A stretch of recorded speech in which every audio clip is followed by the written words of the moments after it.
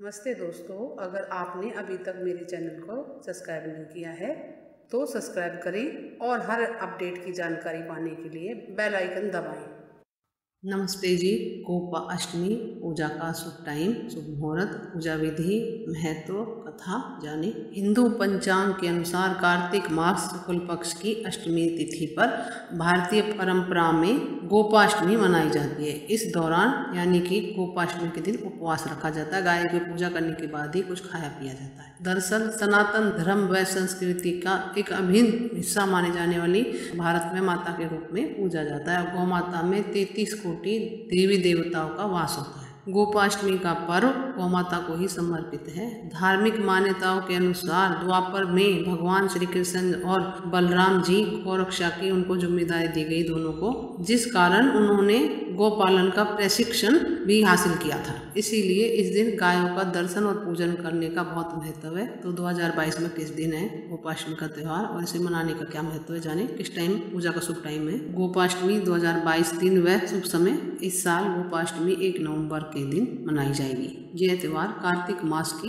शुक्ल पक्ष की अष्टमी के दिन मनाया जाता है। इस बार 1 नवंबर को है ये त्योहार। कार्तिक शुक्ल पक्ष अष्टमी तिथि 1 नवंबर 2022। अष्टमी तिथि शुरू 1 नवंबर को रात 1:11 बजे से। अष्टमी तिथि का समापन 1 नवंबर को रात्रि 11:04 बजे तक। 1 नवंबर को इस बार सर्वार्थ सिद्धि योग भी है और सिद्धि योग भी है। इस दिन मंगलवार है। वैसे तो आप किसी भी टाइम सुबह शाम गौ माता की पूजा कर सकते हो, लेकिन फिर भी अगर आपको टाइम पे ही करनी है तो इस टाइम पे कर सकते हैं। चल की घड़ी है 9 बजे से 10:30 तक, फिर उसके बाद सुख की है 10:30 से 12 बजे तक और अमृत की घड़ी है 12 से 1:30 बजे तक। गोपाष्टमी के पूजा के लिए सुबह जल्दी उठ के स्नान आदि करके साफ सुथरे वस्त्र पहन के, आपके घर में गाय है तो वहाँ पे पूजा करें, नहीं गौशाला में जाकर पूजा कर सकती है। प्रातःकाल गाय को स्नान कराएं, नहा धुला के गाय माता को तैयार करें, उनका श्रृंगार करें, पैरों में घुंघरू बांधे, अन्य आभूषण पहनाएं, गौ माता की सींगों पर चुनरी बांधे, उन्हें वस्त्र पहनाएं,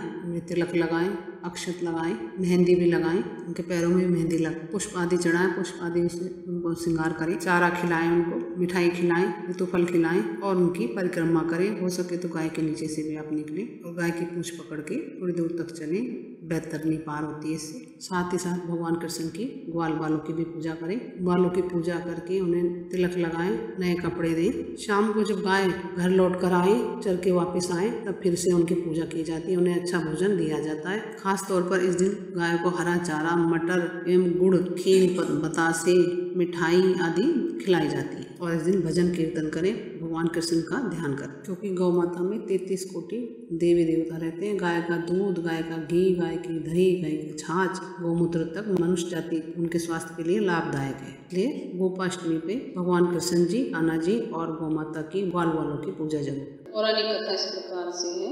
जब भगवान कृष्ण ने अपने जीवन के 6ठे वर्ष में कदम रखा, तब वह अपनी मैया यशोदा से जिद करने लगे कि वह अब बड़े हो गए और बछड़ों को चराने की बजाय गैया चराना चाहते हैं। उनके हट के आगे मैया को हार माननी पड़ी और मैया ने उन्हें उनके पिता नंद बाबा के पास इसकी आज्ञा लेने के लिए भेज दिया। भगवान कृष्ण ने नंद बाबा के सामने जिद रख दी थी कि अब वे गैया ही चराएंगे। नंद बाबा गैया चराने के शुभ मुहूर्त के लिए सांडिल्य ऋषि जी के पास पहुँचे। बड़े अचरज में आकर ऋषि ने कहा कि अभी इसी समय के अलावा और कोई शेष मुहूर्त नहीं है। अगले बरस तक शायद भगवान की इच्छा के आगे और कोई मुहूर्त क्या था। वह दिन था गोपाष्टमी का, जब श्री कृष्ण ने गैया चराना शुरू कर दिया था। इस दिन माता ने अपने कान्हा को बहुत सुंदर तैयार किया, मोर मुकुट लगाया, पैरों में घुंघरू पहनाए और सुंदर सी पादुका पहना दी। लेकिन कान्हा ने वह पादुका नहीं पहनी। उन्होंने गैया से कहा कि अगर तुम इन सभी गैयाओं को पादुका पैरों में बांधोगी तभी मैं ये पादुका पहनूंगा। मैया ये देखकर बहुत भावुक हो जाती है और कृष्ण बिना पैरों में कुछ पहने ही अपनी गैयाओं को चराने के लिए वन में चले जाते हैं। गोचरण करने के कारण ही भगवान श्री कृष्ण को गोपाल या गोविंद के नाम से भी जाना जाता है और इस दिन भगवान श्री कृष्ण की भी पूजा जरूर करनी चाहिए।